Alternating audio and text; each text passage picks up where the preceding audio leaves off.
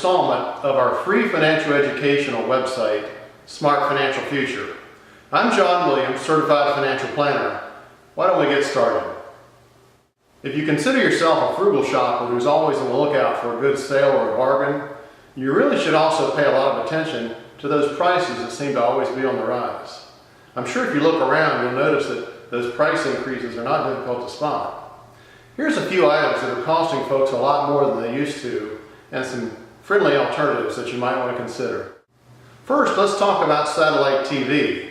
You know, digital satellite television talks a lot about their high quality, but that comes with a high bill as well. So if you can't imagine ever getting rid of your remote control, give a couple of these alternatives a try.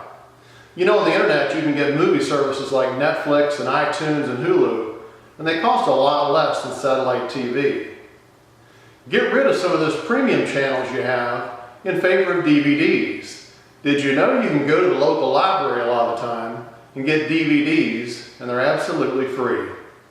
And while you're at the library, pick up a few books. I read the other day Americans watch 34 hours of TV a week. That's an awful lot of TV.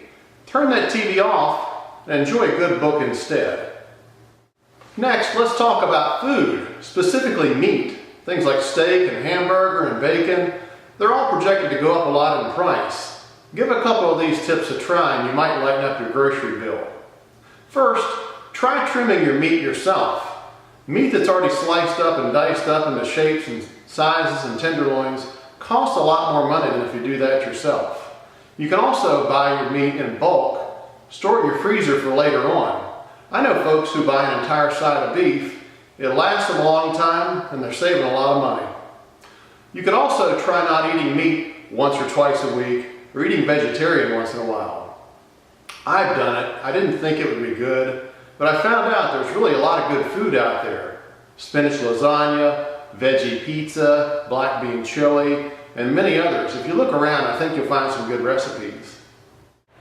If you like to go to sporting events, especially professional sporting events, you've seen over the years the prices have just absolutely skyrocketed. Certain sporting teams have hiked their prices to all-time highs. So here's a couple of tips. Check reputable websites like crowdseats.com. Sometimes you can find some discounts on those kind of tickets. You can also sign up for Groupon. They've partnered with a lot of the major league teams to offer some good ticket deals. As a totally different alternative, take your family to a minor league game instead. You'll still enjoy the ball game atmosphere and probably have a lot shorter lines, and you might even find some cheaper peanuts as well. And oh, don't forget about sports at your local high schools. Odds are you'll know some of your friends who are there, and you might even know some of the kids who are playing. Let's talk about a pet peeve of mine for a second. The mail. Seems like every time I turn around, the price of stamps just goes up. Record losses at the postal system means that the prices will just keep going up and up and up anyway. Shipping costs are projected to just keep going up by 4%, and those priority flat rate boxes and envelopes as much as 9%.